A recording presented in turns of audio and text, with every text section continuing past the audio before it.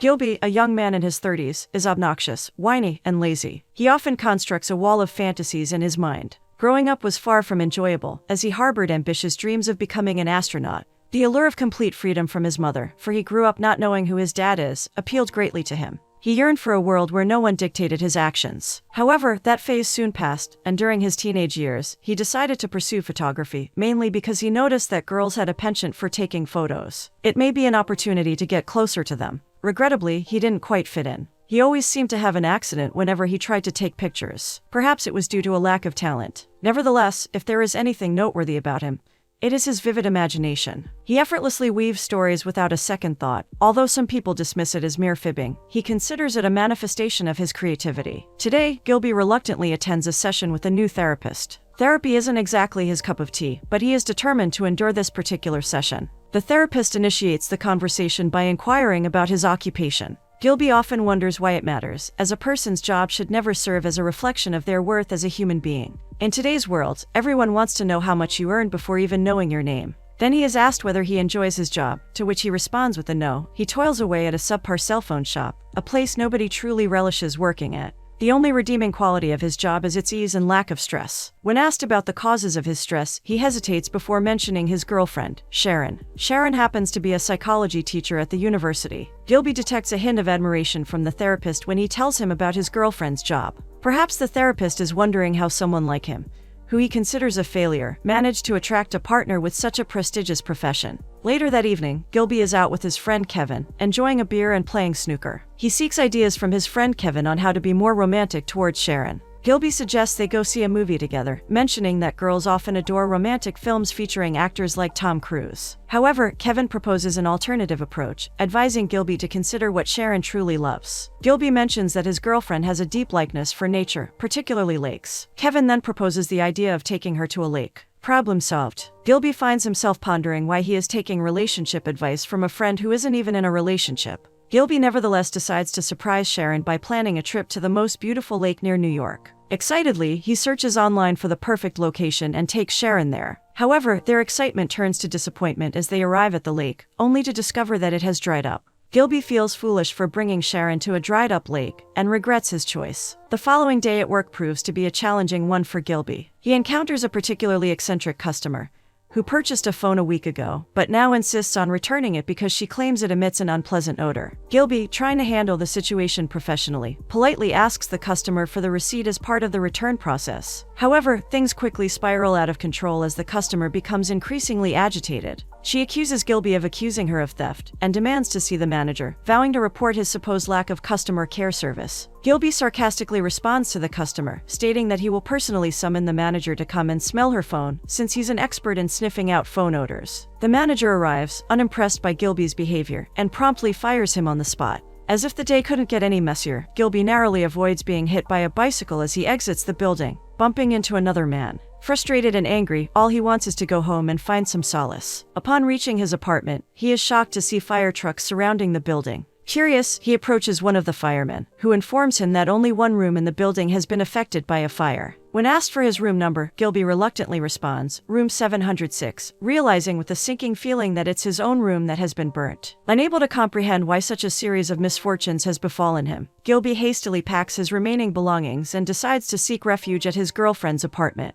Hoping to find support and contemplate his next steps, he heads to her place, desperately thinking of the way forward. Gilby stands at his girlfriend's apartment door, clutching his boxes. As she opens the door, she's visibly surprised by his unexpected arrival. Puzzled, she asks him why he's come with his luggage. Gilby explains that his house has been engulfed in a fire, leaving him with nowhere to stay, and he was hoping to find temporary shelter with her. With a hint of hesitation, she shares a truth she had been meaning to express. Sharon informs him that she no longer wishes to pursue a romantic relationship with him, and apologizes for not being able to accommodate his request to stay. As she stares at Gilby, standing there with his boxes, she can't help but feel sympathy for his unfortunate circumstances. Losing his job and now his apartment, she understands the challenges he must be facing. However, despite her empathy, she firmly insists that he leave her apartment immediately, as her new boyfriend is on his way to her apartment. Gilby is taken aback by her abrupt change in behavior, and he can't help but question her motives. He asks her how she could already be involved in a new relationship when she's just breaking up with him. Just as the conversation grows tense, there's a knock at the door. Sharon, aware it's her new boyfriend arriving, asks Gilby to pretend to be the landlord's son. She hopes to avoid any problems. As Sharon opens the door, Gilby is surprised to see a young man with long hair standing beside her. Curiously, he extends his hand for a handshake and, feeling mischievous, introduces himself as Sharon's brother. The young man introduces himself as Calvin and expresses his surprise, mentioning that Sharon never spoke about a brother before. Gilby, thinking on his feet and enjoying the discomfort, decides to take it further. He claims that they are actually twin siblings. Calvin, a little bit confused, doesn't push the matter any further. As they engage in conversation, sharing jokes and lighthearted banter, Sharon's discomfort becomes evident. She gets up, stating that she needs to fetch a jacket for her date with Calvin. As soon as Sharon leaves the room, Gilby seizes the opportunity to have a private conversation with Calvin. He advises him to be cautious about being overly romantic towards Sharon, emphasizing that, as her twin, he knows her better than anyone else. Sharon calls him into her room and instructs him to gather his belongings and leave before she returns. Hours later, Sharon returns home to find Gilby still at her apartment, after asking him to leave before she comes back. Gilby, in a bid to soften her heart, tells her that he forgives her for everything she has done, even though she has a new boyfriend. She insists that he leaves. He accuses her of never loving him, but she insists that she loved him at one point. However, his immaturity turned her off, along with his lack of drive to improve career-wise. Gilby realizes he cannot stay with her, and packs his things to go to his mother's house. Gilby's mom is not happy to see him packing his suitcases. She hasn't seen him for a while. Neither have they stayed together under the same roof for a long time. His mom inquires why he's at her house, and he tells her that his house is being renovated, and he just needs to stay for a short while. She lets him know she doesn't want anyone to cramp her space and suggests he should have stayed at a hotel. A few days later, Gilby joins his friend Kevin at the gym. He informs Kevin that he has finally ended his relationship with Sharon. However, Kevin, knowing Gilby's tendency to fabricate stories, urges him to share the real version of events. On the verge of tears, Gilby confesses to his friend that Sharon dumped him for a funny-looking Australian artist who happens to be bisexual. Kevin suggests that it might be for the best, since they always complained about each other, implying that they are probably better off apart. He then invites Gilby to join him at a party, hoping that socializing with others will help him forget about the turmoil in his life. In another scene, Gilby, who submitted a forged CV, is called for an interview at a tech institution. At the interview, he is asked about his skills, to which he confidently affirms his proficiency, despite knowing full well that he lacks any knowledge in that field. As the interviewer reviews his CV, she points out that he claims to have attended Harvard. Gilby, without hesitation, confirms this statement.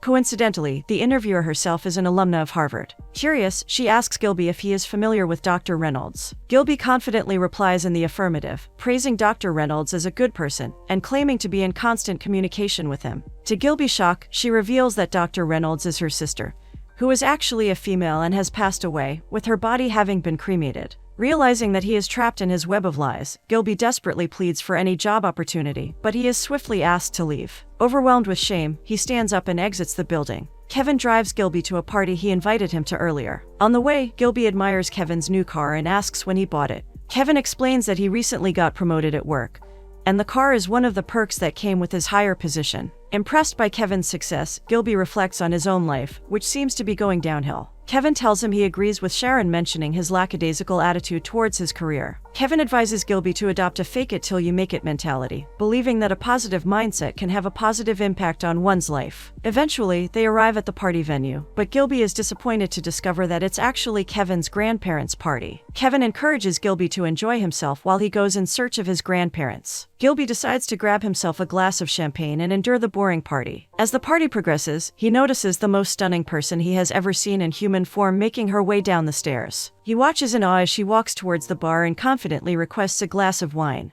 Gathering his courage, Gilby clears his throat and strikes up a conversation with her. He mentions that everyone at the party seems to be putting on a facade of being a loving family, while secretly not caring about the old people's anniversary. The lady raises an eyebrow and questions him with a skeptical, "Really?" Gilby nods and reveals that most of the attendees would only show up again if any of the elderly relatives passed away. He then shifts the conversation and asks her what brought her to such a dull gathering, assuming that she must be here due to a friend's invitation or a connection. The woman, Rachel, clears her throat, meets his gaze, and calmly tells him that those are her grandparents. Gilby feels a wave of guilt wash over him. This isn't the first time his lies have landed him in trouble. Wanting to redirect the conversation, she inquires about his profession, wondering if he's a life coach. He promptly denies it, explaining that he works in the tech industry and once ran his own company. However, he admits that owning a business didn't bring him joy, so he decided to sell it. Nowadays, he finds fulfillment in supervising other jobs. Rachel is impressed by his diverse portfolio. As she walks away, Gilby immediately calls his friend Kevin, demanding an explanation as to why he never mentioned having a sister named Rachel. Kevin responds that he didn't see any need to, as he doesn't often see his sister. He invites Gilby to join their family to have dinner. While they have dinner and small family talk, Eric, Kevin's brother-in-law and Rachel's husband, tell Gilby that his wife is impressed by his portfolio and him selling his company to start afresh. Kevin, who knows Gilby is lying, is surprised by this, but keeps his cool. Eric makes a proposition to Gilby. He tells him he is traveling to Paris for 2 weeks and needs someone with Gilby's skill set to help manage his company while he is away. As they drive back, Kevin tells Gilby that even though he asked him to fake it till he makes it, he doesn't need to begin his lies and facade with his own family. Gilby assures Kevin he won't cause any problems for Eric. He will just help with administrative duties until his brother-in-law returns. The next day, Gilby goes to Eric's office, and Eric introduces him to his staff as the person who will be in charge in his stead while he is away. One of Eric's employees asks Gilby what the name of his company is, and he says Imagine Inc., which the employee finds suspicious, as such a company does not exist. Rachel, feeling a sense of loneliness due to her husband Eric's indifferent attitude towards their marriage, actively seeks ways to enhance their closeness and intimacy. She discovers Andy and Ann, a couple of specialized yoga instructors who focus on improving couple intimacy through specific exercises and lifestyle changes, including nutrition. Rachel has been attending their yoga classes for some time and finds them beneficial. When she learns that her brother's friend Gilby claims to be into yoga, she invites him to join their yoga class. Gilby, who previously lied to Rachel about his interest in yoga, decides to attend primarily because he is infatuated with Rachel and longs for an opportunity to be closer to her. As he steps into the tranquil yoga studio, he is taken aback by the serene environment. All the participants are peacefully engaged in yoga positions, meditating quietly as he disrupts the silence with his noisy entrance. His sudden arrival draws unwanted attention, which he detests. Soon, the instructor guides everyone into a challenging position, with their heads down and feet up. Gilby attempts the pose but fails miserably, stumbling and feeling utterly embarrassed. After the yoga session concludes, Rachel introduces Gilby to the instructors, Ann and Andy. As they interact with him, they can't help but sense something suspicious about him, though they can't quite put their finger on it. Gilby resumes work at Eric's company and comes back to his mother's apartment. He puts a call into Sharon. He tells her he's been thinking lately and realizes that she's right for breaking up with him, and this has pushed him into getting his dream job. Rachel, who is becoming fond of Gilby as a friend, invites him to another meditation activity with Andy and Ann. This time, it is held in the forest, with a group of meditation and spiritual enthusiasts. Gilby, who has no idea what the activities are all about, lies his way through all the questions asked. They are to embark on a kind of improvised sauna activity while they meditate, to sweat out all the impurities in them. Yet again, Gilby lies that he's aware of such activities, only to break down halfway in the session and hurt his foot in the process of running out. Gilby follows Rachel home. She helps tend to the burn on his foot, gently rubbing ointment onto it. As the ointment is applied, he lets out a scream of pain. Rachel playfully teases him, questioning whether his dad ever taught him to be tough and endure such discomfort. Gilby admits that he grew up without knowing his father, so Rachel asks if he had any strong male figures or mentors in his life. Sadly, he responds that he didn't. Rachel suggests that perhaps this meditative session is meant to reveal what they have been missing all along. He needs to find who his dad is. Returning home, Gilby finds his mother drinking alcohol. Determined, he informs her that he needs to discuss something important. She assumes he wants to lecture her about her drinking habits. Gilby reassures her that it's not about that. He explains that he now feels the need to discover the identity of his father, as it could help him understand himself better and navigate through life. Disappointed, his mother expresses her feelings of being inadequate for him, believing that Gilby's quest implies she hasn't been enough. Reluctantly, she reveals that his father's name is James Lance, who remains unaware of having a son. She pleads with Gilby not to contact him. Overwhelmed with emotions, Gilby embraces his mother tightly and promises to respect her wishes by refraining from reaching out to his alleged father. Gilby sneaks into his mother's room with a flashlight, determined to find answers. He meticulously searches through her belongings until he discovers an old phone book containing the contact information of his alleged father. He copies it in the hope of contacting Mr. Lance. Gilby, for the first time, is experiencing a newfound sense of fulfillment, something he hasn't felt in a long time. Out of the blue, Sharon calls him and extends an invitation for a coffee meetup. Initially, he assumes she has unfortunate news to share. However, upon meeting her, she surprises him by expressing her sincere apologies for ending their relationship. This unexpected turn of events leaves Gilby taken aback. As they are conversing, Sharon shows genuine interest in Gilby's new job and commends him for the remarkable transformation he has undergone. Just before she leaves, she musters up the courage to confess that she still misses him. This surprises Gilby. At Eric's company, a staff member enters the office to inform him about a technical glitch the employees are encountering, hoping he can fix it. As soon as Gilby sees the staff member approaching, he picks up the phone and pretends to be speaking to Mark Zuckerberg, the founder of Facebook, as if they are buddies. When he is informed of the problem, he goes to hide in the toilet, and emerges after a while when the issue is sorted out by someone else. One of the employees, Brad, who grows suspicious of him, calls his attention to the fact that the company he claims to have started and sold does not exist on the net. Gilby lies again, and says it's because he tends to run his companies underground. Gilby goes back to his office, dialing Rachel's number. Over the past few days, they have grown fond of each other. Rachel has been lonely because of Eric's unavailability. He tells her he knows who his father is, and would love to go see him. Rachel volunteers to go with him.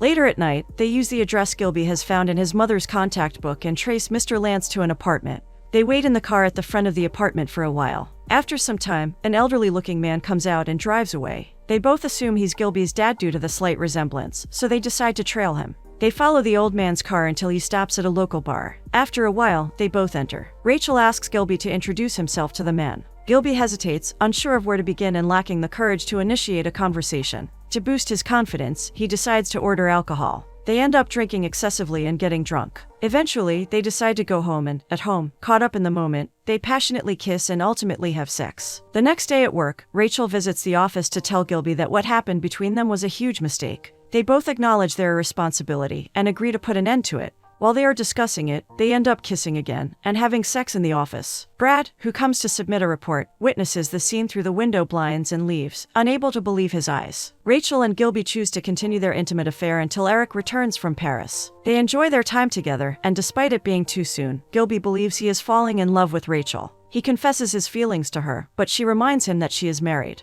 She emphasizes that their relationship will come to an end once her husband returns. Gilby summons his courage and decides to talk to Mr. James Lance, his alleged father. He is aware of the bar the old man frequently visits, so he goes to the bar and sees Lance. He goes to sit close to him, introduces himself, and tells him he knows this may be awkward, but he is his son. The old man is taken aback, but quickly overcomes it. He pulls Gilby in a big hug and asks the bartender to bring a drink for his son. The old man says no one has called him father in his lifetime. Gilby feels an intense relief from all the bottled-up feelings he has had to hide growing up. Finally, he meets his father, his root. Mr. Lance tells him that for a man in his 40s, Gilby looks remarkably handsome. Gilby corrects him and says he is 31, not 40. The old man's smiling face contorts to a frown. He says the last time he knew a woman was in 1969, before he was deployed in the military, and it's impossible to have a child younger than that. The truth is now obvious, Gilby isn't his son, and his mom lied. Embarrassed, he goes to confront his mom, who tells him that he wanted a father and she gave him one. For the last time, she reminds him that she doesn't know who his biological father is, because she had numerous affairs at the time she conceived him.